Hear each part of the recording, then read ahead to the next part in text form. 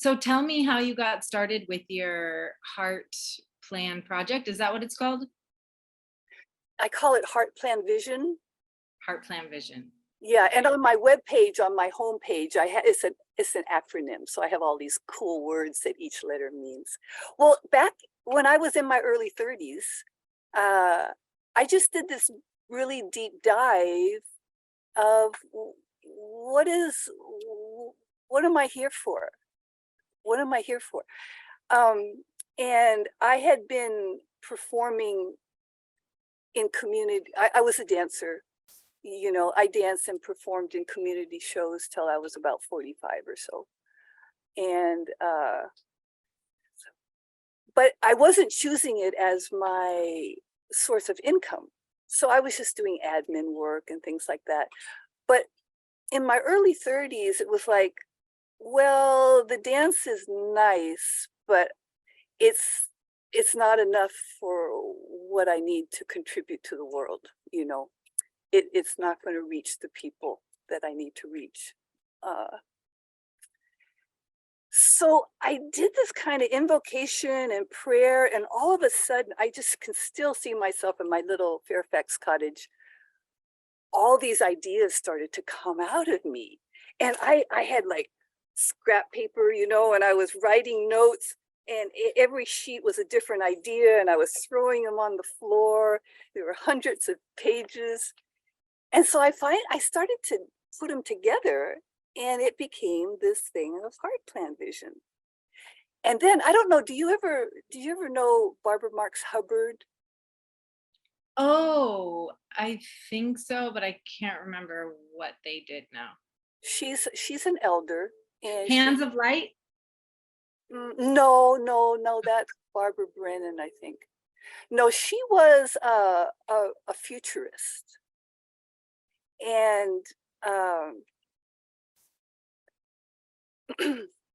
well, so and she was living in Marin at one point, and I connected up with her, and I shared my ideas, and she was like way ahead of me. She was, she had run for vice president and on the platform of creating a peace room in the White House and stuff. I mean, she was like a whole nother, dimension. But you know how ideas come on the planet, and a lot of people get them at the same time. And just now, because we're so global, we know that we're all hearing getting it at the same time. Well, I was getting a download of a similar thing that she was getting, but she was like way advanced with it. And now, do you know Foster Gamble and the Freedom Portal? Well, there's this thing that Barbara really made popular. It was called the 12 sectors, where she took all of the important things of life and put them into sectors: governance, education, health, all of that. And so anyway, while all these ideas of heart plan vision was coming through, I was at a conference in New Mexico one week, and Barbara was speaking. And I had brought a little 8 by 11 sheet that had, a little summary of what my vision was. Because you know, I would tell this idea to people, and they go, oh, it's way too big. You have to kind of chunk it down and kind of like do something small.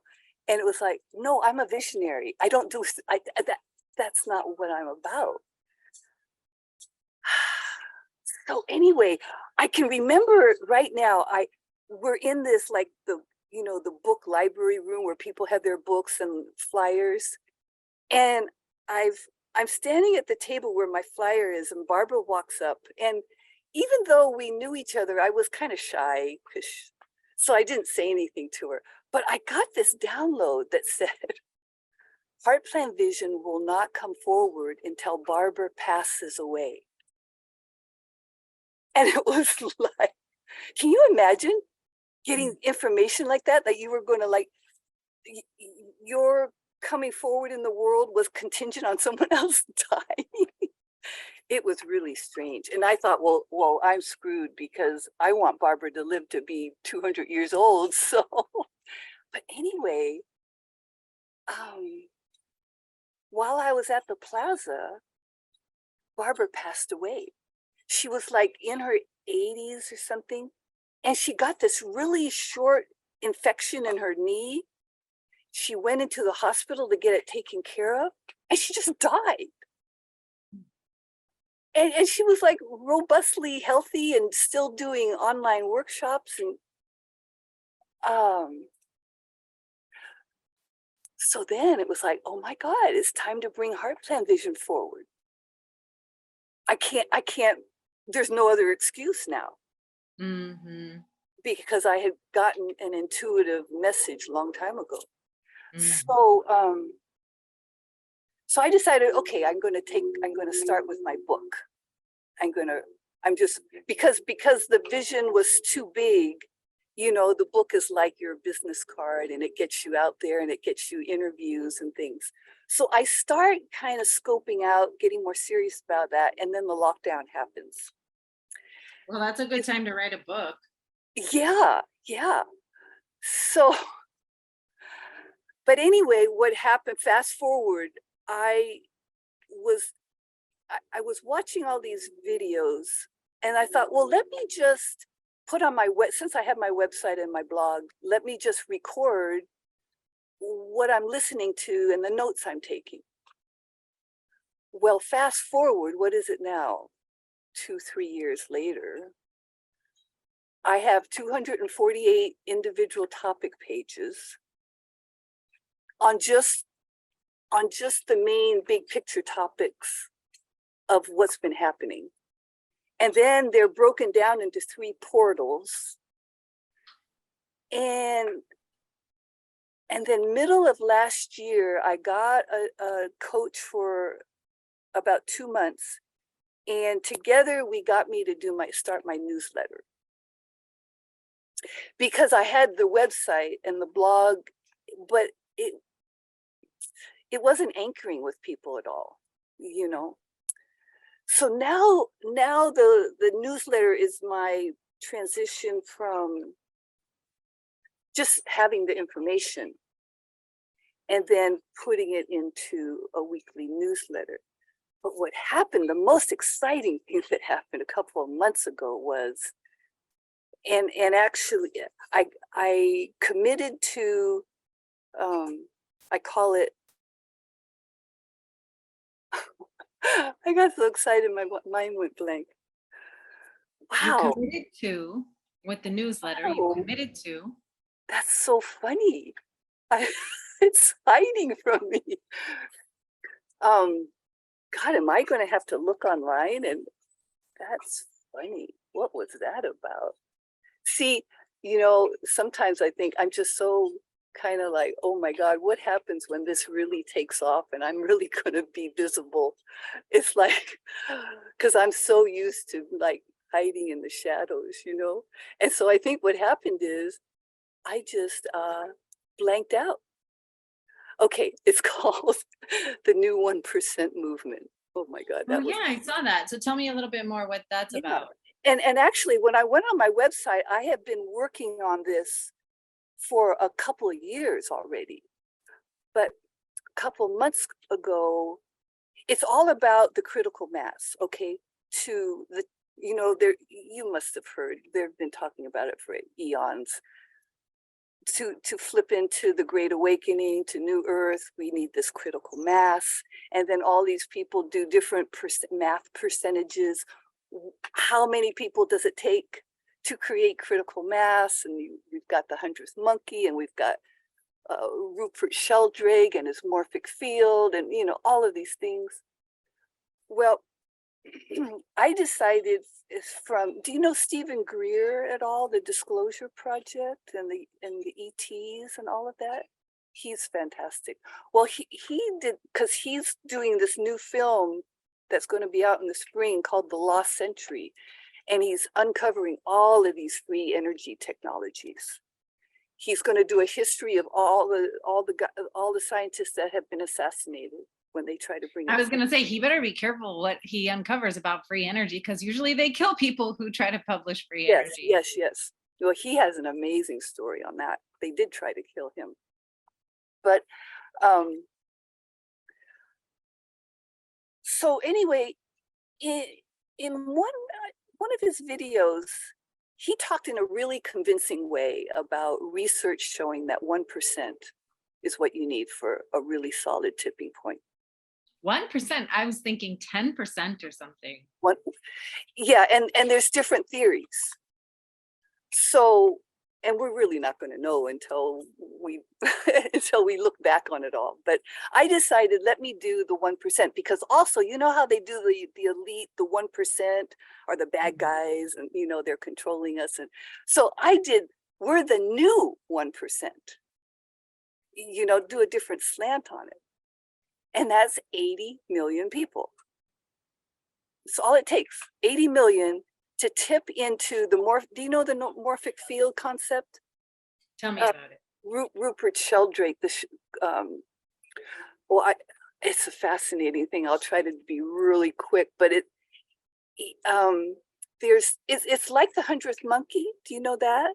Yeah. Where, you know, after all these monkeys on an island, and they had these yams, you know it, the mud. Yeah. Mm-hmm.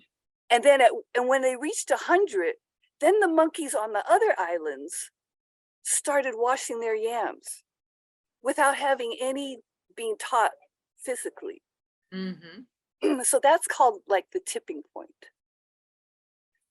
So because the tipping point means it becomes really easy, and the learning curve for like the sheep or the uninformed or the people that aren't quite tuned in yet, they suddenly like go through their cognitive dissonance, and they can suddenly like hear it, and they're on board, you know, and it becomes really easy for them. Like for me, who spent a couple of decades getting up to this point, once the tipping point happens and the morphic field is there, then other people aren't, there's not going to take them decades to get. That's beautiful. I love that. So you have started this newsletter, and people can find out about it at, can you tell us again your website? Heartplanvision.com. Heartplanvision.com. And there's a menu bar on the top, and it says newsletter. So you would just click on that and sign up for it. Yeah, I haven't. When I worked with the coach for a couple of months, and I got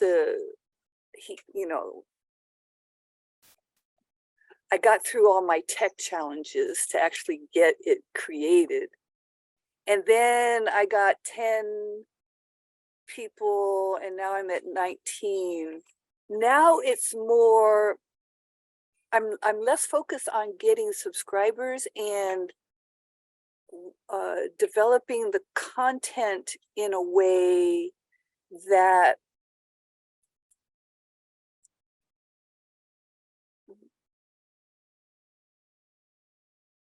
well, here I get to kind of like, okay, what am I doing? Because I kind of live these thoughts, but I don't actually articulate them.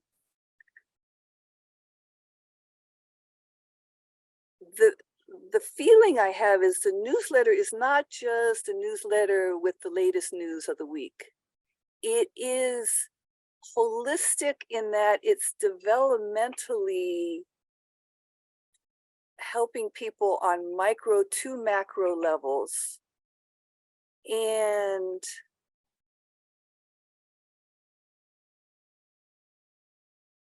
also to,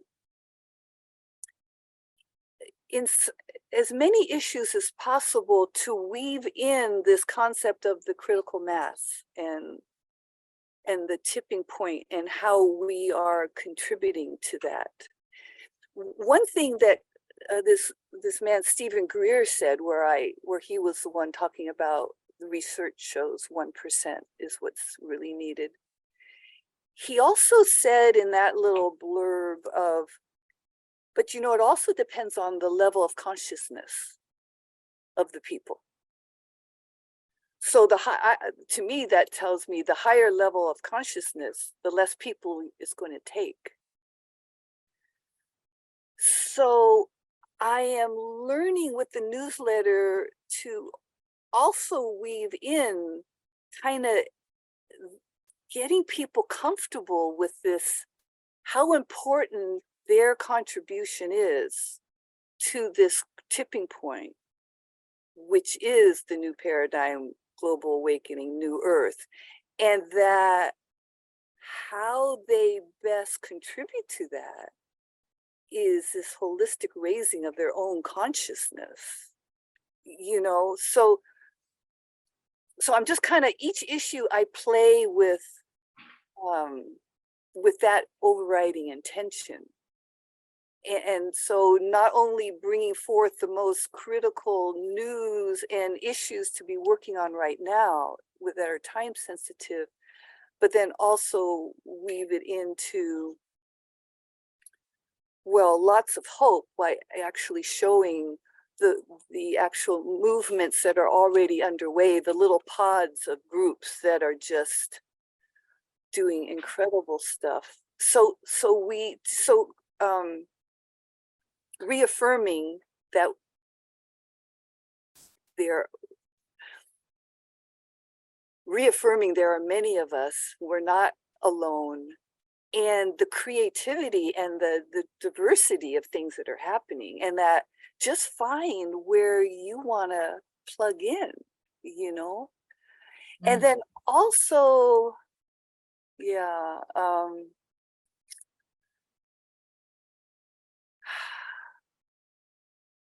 well, for me personally, I I had grown up Democrat and environmentalist, and I was blown away, and like KPFA and Democracy Now and things like that. I was blown away at the beginning of all of this, that I literally lost all my friends. That whole democratic liberal bent just went completely into the fear. And it was really unsettling to realize that my tribe was not red pilled at all. Yeah, I know. That was very surprising. How was it for you? I mean, I'm finding some people didn't have that disconnect.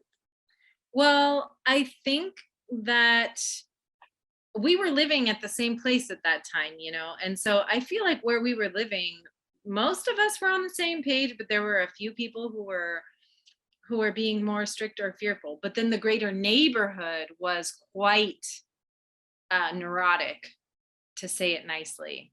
Yeah. And I just kind of I had a core group of witchy women who were like, priestess women who regularly think about death and dance with volcanoes and, have faced have had our egos smashed over and over and over and our hearts broken over and over and over. And so it's like, I was hanging out with a group of 5 women like that, so we were not so literally it comes down to being afraid of death, really. I mean, and that's kind of hard. It's like, yeah, it's kind of normal to be afraid of death, but at some point we have to face it. And I think in the past, there were actually rites of passages and cultural orientation to help us orient ourselves on this path of service from a young age by putting death into perspective in a different way. But death is so taboo in the West that it just became like this giant puppet master, like pulling on people's fear. And it was really weird. Yeah, but it wasn't so hard for me because I just went really underground. I had a small crew of people. I kept having parties, and small, like tiny. But I really didn't want to go around my family. They got really strange and witch burny, which wasn't that weird for them. But it was somewhat surprising. Like, I was surprised by a lot of the spiritual teachers that I admired. Yeah. Um, No. yeah, very strange. So, yeah, we're just in the middle of this, and it's gonna take a while for everything to sort out. We're in the middle. We're like living it right now. We Like really are. Yeah. in the apocalypse, Yeah. which means the unveiling, which is what your newsletter is all about.